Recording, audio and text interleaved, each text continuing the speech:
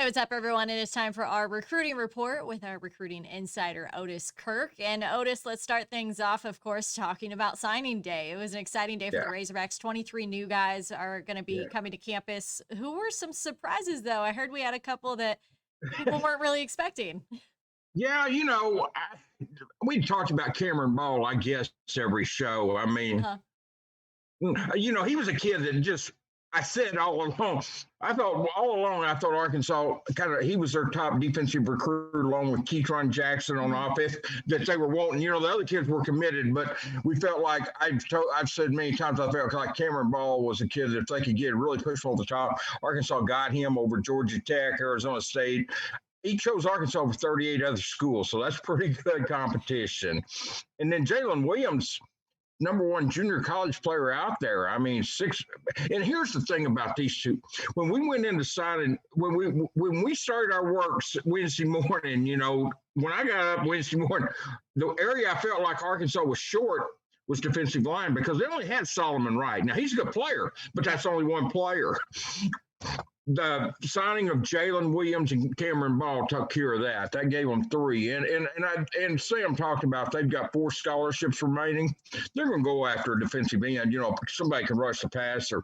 But I felt like you look at the guys like Jonathan Marshall. You look at Sosa Gein, Hmm. TJ Smith, Xavier Kelly. I mean, they've lost a lot of interior defensive linemen in the last couple of years. And Yeah. I know Marshall and Kelly technically could come back next year, but if they do, that's fine. But I'm just saying they've had a lot of seniors playing on that inside in recent years, and getting those two guys and Solomon gives you a good base in there to go with it. Uh, and then Jalen's just he came out of Tylertown, Mississippi, eligible to play at Division One colleges, but he didn't get the offers he wanted, so he went to JUCO. After 1 year, Arkansas was ready to take him, but he wanted to stay and see how it went. Had another good year like this year. They only played 5 games. They had six scheduled because of COVID. Most junior colleges are playing in the spring. Mississippi played in the fall, though. They had 6 games scheduled, got 5 of them in, and he had a good season. So that's a good pickup for Arkansas. He's a guy that can play early, as you would expect a junior college kid to be able to play early. But I think both he and Ball are both guys that can help him immediately, and Wright for that matter too. Well, like we mentioned, there's 23, so there's plenty of other guys that we could talk about. But who do you think is going to be someone that could actually make an immediate impact for the Razorbacks? You know, we've all talked about some of the guys, but I think AJ Green. I think he may be the best recruit in the class, Tara. I really do. And that's not putting down anybody else.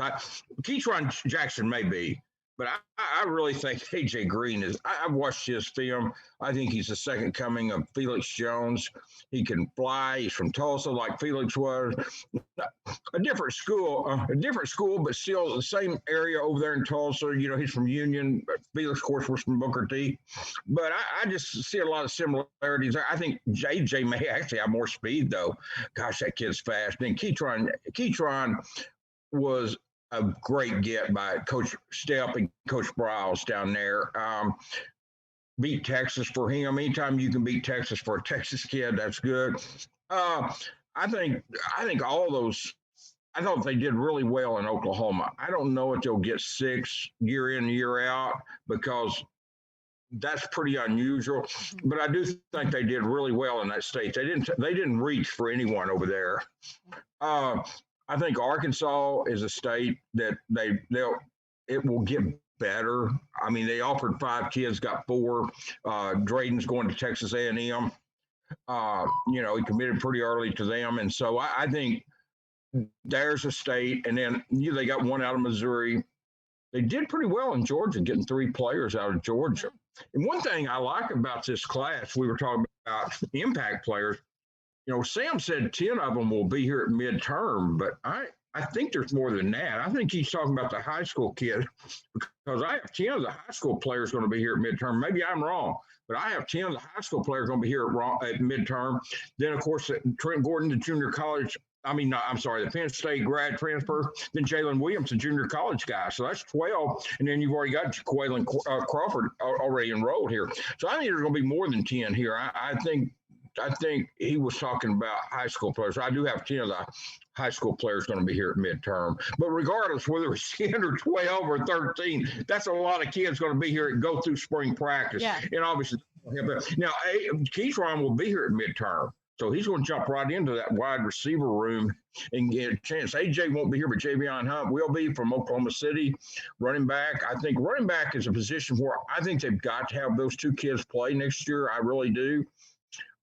There again, I mean, what's going to happen with is TJ Hammonds coming back? That's going to be the key, because we've never had this situation where we're talking about seniors and saying they may come back. So that's just this is 2020 in a 2020 perfectly described, because we don't know who's leaving, who's going, who's coming. Well, we know who's coming now, but anyway, it's just typical 2020 stuff. And so, no, I think they'll. I think it was a very good class. Here's what you want to walk, though, maybe more impressive than the talent or anything else. They did not have a single kid decommit. Terry Wells, I want to mention him from when. This kid started off the first commitment on February the 1st. I never will forget. It was the first junior day. And we're trying to mix junior day. We're trying to figure out who's on official visits, trying to interview, get kids, trying to catch kids everywhere we can. He committed that night. And every kid almost to a T, every kid that's been the first one to commit in this class, previous classes, is decommitted. And Terry did not. And then the whole class stuck together. And in a time when you can't visit, some of them never even been to campus. Yeah. You can't. Sam Pittman's never been in their home. Kendall Browse, Barry Odom, Jimmy Smith, Sam Carter. These guys have never been in their home. This is incredible that this was a year that no one decommitted. So I think just overall, I know Coach Pittman talked about that's a credit to the coaching staff, and it is. But I think it's also, and he may have hit on this, but I also think it's I think the fact that no one decommitted, yes, it's good that the coaches, I think it shows that they're honest, the kids believe in them. So I think it's definitely a credit to the coaching staff, but I also think it's a credit to the kids. I think it shows the character that they've recruited in this class, which is even more incredible when the coach, we talk about coaches never been to their home. Some of these kids and the parents have never met the Arkansas coaches in person. All they've done is Zoom, So, I mean, to have that trust level there really shows you something both ways, not just from the recruits, but from the coaches to the kids, the trust, the belief in all of them, and everybody, the kids believe in the coaches believe in these kids, and the class came together. I think that's more impressive than anything, Tara. I put that up there. Even I think it's a very good class. It could be great. It could be very good, whatever it's going to be. But but the fact that it's just the character, I think it showed the trust that these coaches can build with recruits, even not even being able to go in the home, but also just the type of kids they recruited, his character. In fact, nobody decommitted. I mean, there's decommitments going on all over the country, still are, and Arkansas had none. That's, to me, it's just amazing. Well, they actually still have some spots available for that class, but I think a lot of the attention and the focus has now turned for the staff towards the 2022 class. So what do you know so far about where they're at with that class right now? Well, they've got 3 commitments, 2 from Arkansas and 1 from South Carolina. You've got an offensive lineman in South Carolina. You've got a defensive end in Arkansas, and you've got a tight end in Arkansas. And so I think the biggest thing that I can say about 2022 right now is, we talked about Arkansas offered 5 kids in Arkansas that I know of this year, 5 kids. They've already offered 9 in the 2022 class inside the state. They've got 2 commitments. I mean, there's 7 kids still out there. You got 2 kids at Maumelle. You got a kid at Joe T. Robinson. You've got them, a couple of kids at Fayetteville.